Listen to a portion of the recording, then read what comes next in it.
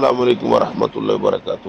تو جس طرح میں نے کہا یہ بہت زیادہ سیریس بیماری ہے، اور تقریباً جو عالمی ادارہ صحت ہے اس کے مطابق تقریباً 1 لاکھ لوگوں میں سے 400 لگ بھگ تقریباً لوگوں کو کینسر کے امکانات ہوتے ہیں۔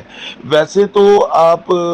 اگر کسی بھی جگہ پہ دیکھیں گے تو کینسر کے متعلق آپ کو بہت سے مواد مل جائیں گے، لیکن میں جس طرح آج آپ کو بتاؤں گا وہ انتہائی آسان فہم میں ہوگا،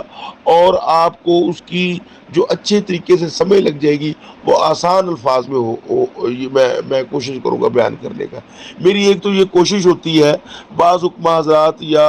کچھ ایسے ہمارے حضرات ہیں جو انگلش کے ورڈز یا مشکل حالات مشکل طرز سے سمجھانے کی کوشش کرتے ہیں، یا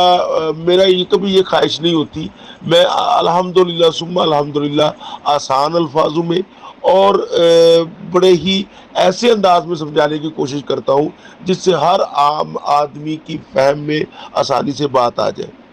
تو جو جس طرح میں نے گزارش کیا ہے کہ جو پوری دنیا میں جو سال کے اعداد و شمارے آئے ہیں، جغرافیکلی حساب سے مختلف علاقوں کے لوگوں کو مختلف قسم کے کینسر ہوتے ہیں۔ تو یہ کہنا کہ ایک ہی دوائی یا ایک ہی طرز کی کا علاج ہر کینسر کے مریض کے لیے ہو، یہ بھی نہیں ہے، کیونکہ کچھ علاقوں میں جغرافیکلی حساب سے مختلف علاقوں کے لوگوں کو مختلف قسم کے کینسر ہوتے ہیں اور مختلف ان کا علاج ہوتا ہے۔